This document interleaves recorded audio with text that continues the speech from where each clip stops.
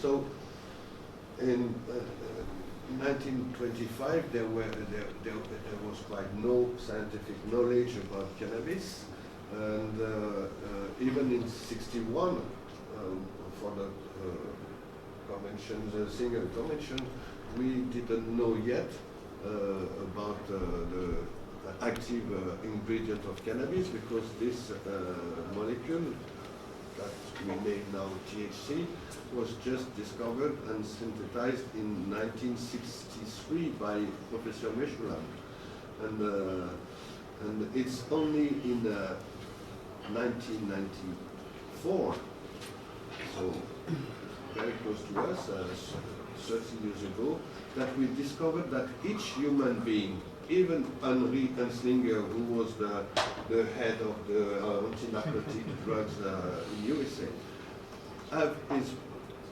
in his body, in his brain, some cannabinoid receptor, and that this endocannabinoid system is very, very, very important for our metabolism.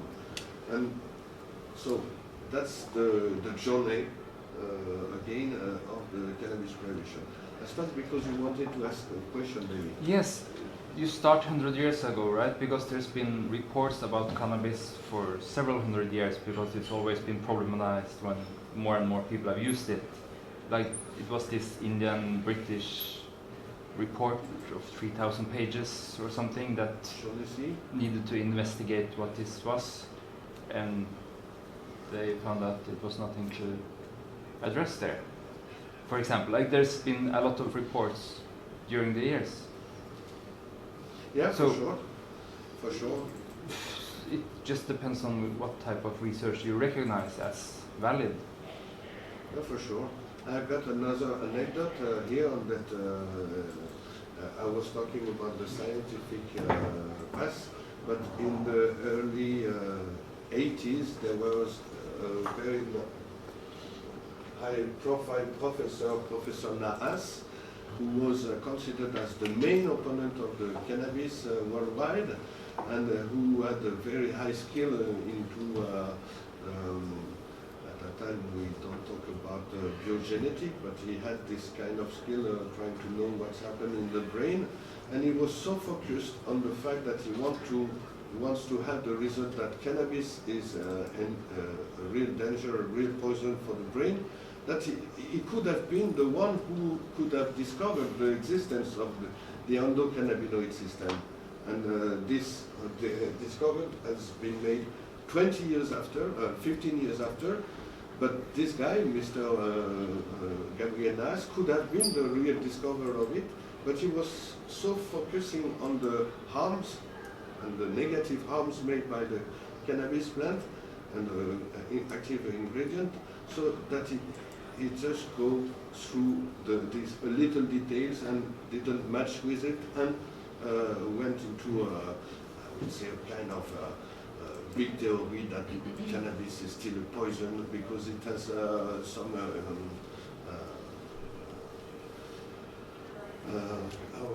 potency against the brain. So that was quite very, very interesting to have this knowledge now, 20 years after. But unfortunately, Meshulam, Gabriel Nas, like many other doctors, has played also a key role into this demonization of the cannabis plant. So I don't want to go. Yeah, please go. Okay. Just I want to say that we cannot understand the history of cannabis without the activists that work for recognize the plant everywhere since the hippies in the 60s, and then with the first global marijuana march in New York in '73. So from that we organized ourselves in organizations that push for the recognition of the plant. So I think it should be there also in the history of cannabis. Nowadays we have more than 200 cities that are celebrating the Global Marijuana March. So I think also the cannabis is the history of the people who use cannabis, and also the people who struggle to don't be stigmatized and demonized. So, well, that's what I want to contact. Nothing to say. Yeah, please, Mr. It's been known since the 70s that cannabis actually literally shatters chromosomes. And in the process of chromothripsis, when the DNA mechanisms, repair mechanisms are at work, they don't always get it right. And so there's a lot of mutations. And, so those mutations are passed down epigenetically to future generations. So 157 peer-reviewed studies later, so we've got those, that's the science at the moment, shows that cannabis is implicated in 89 of 95 birth defects, also with cancer, 33 of 40 cancers, tracked across the entire US and 14 countries in Europe. In light of the population studies, would we still maintain that cannabis use is victimless? I don't think, we've never said that cannabis is harmless. And I think for every single study that, indicates that it causes chromosomal defects, there will be an equal study that says that it's good in this way or good in that way. I'm not a scientist, I'm an activist. But is that a reason to lock me up in a cage? Is that a reason to take away my liberty? Is that a reason to take a father away from his family? Because anything to do with even peer-reviewed studies will always be skewed in some way. It's according to, the outcome is whoever paid for the study. Now, I certainly know as a daily cannabis user that myself, and my personal experience, is that it really does enhance my life. But I do understand that some people are, and you could term it, allergic to cannabis, okay? It is not for everybody. We have never said that it is harmless. What we are saying is this is a plant that has been used in Africa for the last 700 years. I think if the chromosomal defects were so incredibly severe, I think we'd have a continent of mutants, considering that in South Africa alone we have up to 20 million users out of our 70 million population. Also, we do know that cannabis affects people's mental health. That is a proven fact, okay? But then lots of people's mental health gets affected by pharmaceuticals, by the environment, by pollution, by alcohol, by, so there has to be a balanced view across the board.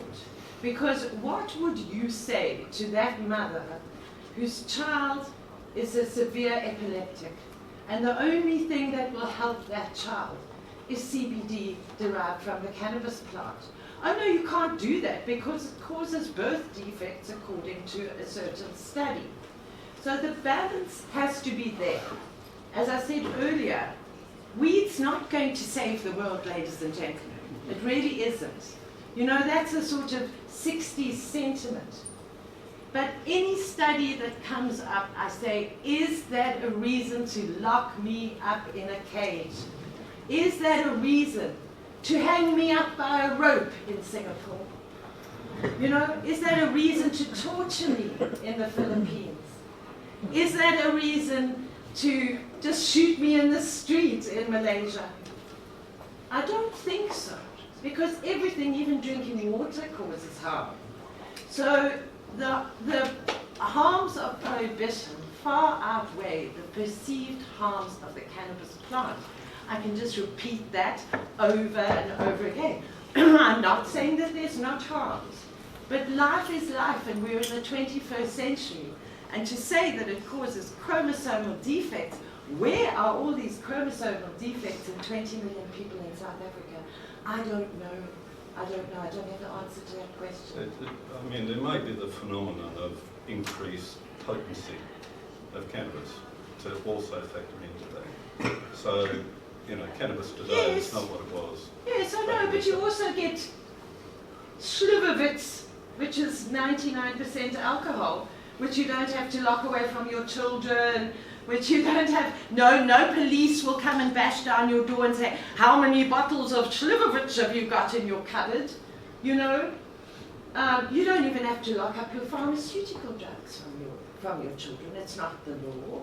In South Africa, they're proposing that you know, you can have, maybe you can grow 3 plants, but I can have 20 cases of whiskey in the cupboard. So it's all about balance. And I think when it comes to activism, there are some cannabis activists in the world who have done us a disservice, saying, oh, cannabis is going to cure your cancer, or it's, you know, making these outlandish claims.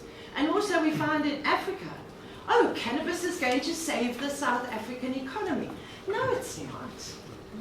Just stop locking us up in cages, and then we can speak about the harms of cannabis and the balance of our regulations. If we can go further, thank you for your presentation, but again, we have... I'm sorry, we have a researcher in this room. Is it possible for her to speak?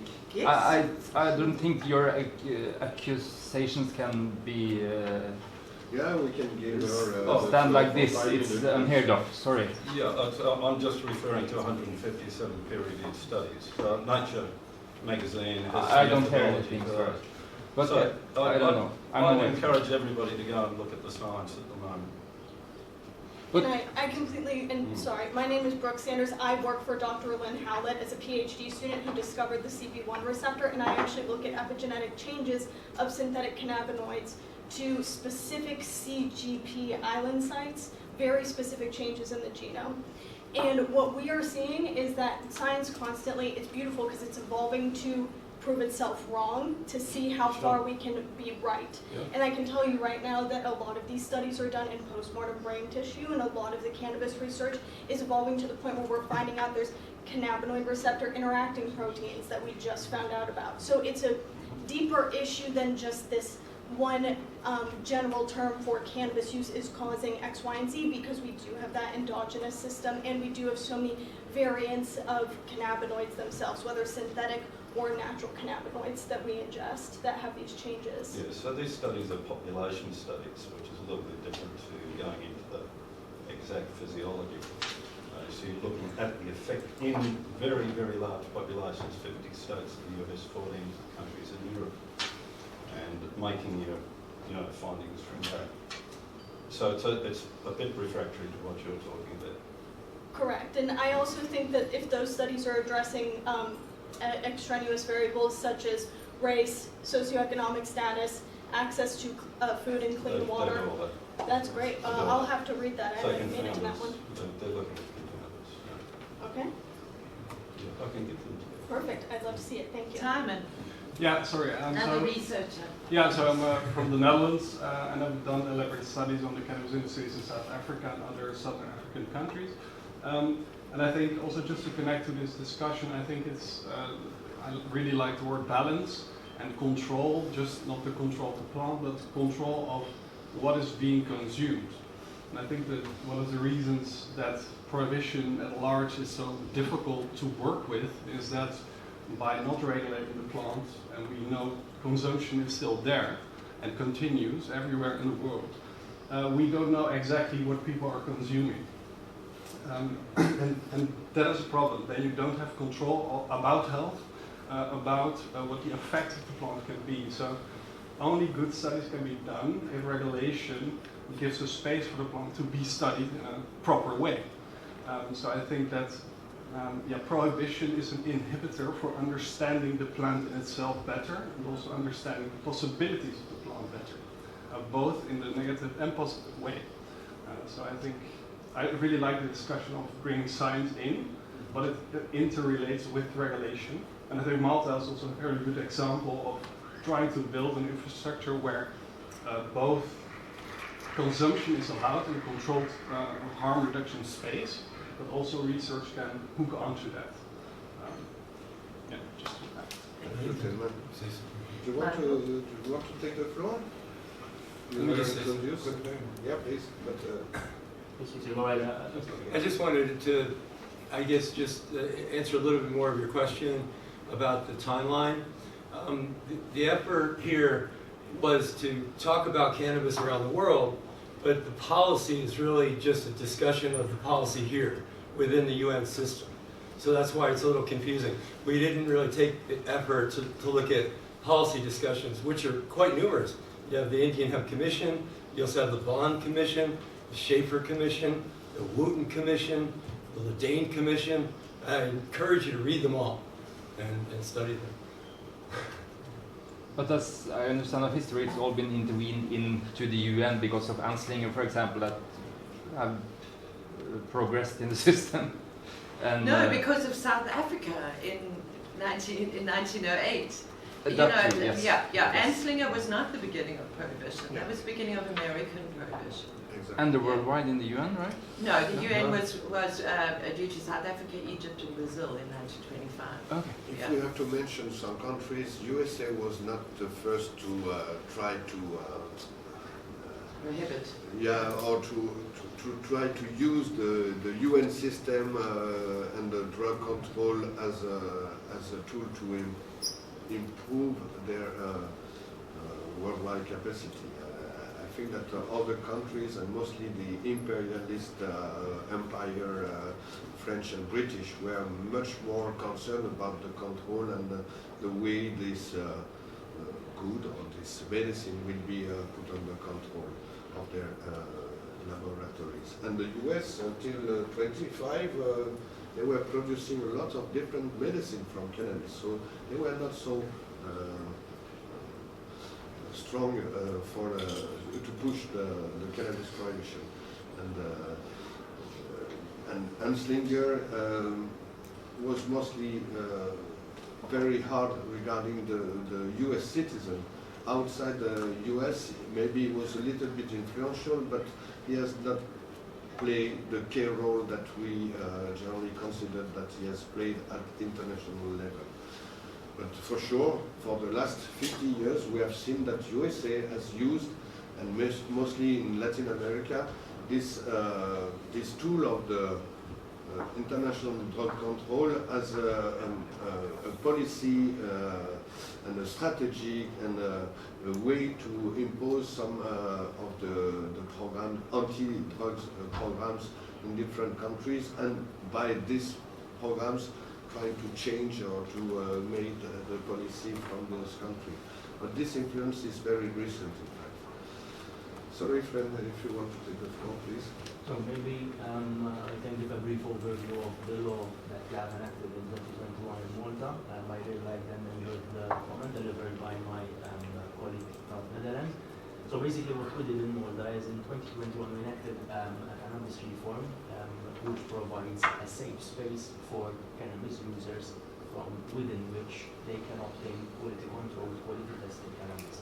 And basically this reform came about because frequent studies and surveys that were being conducted indicated that a huge segment of the population was making use of cannabis.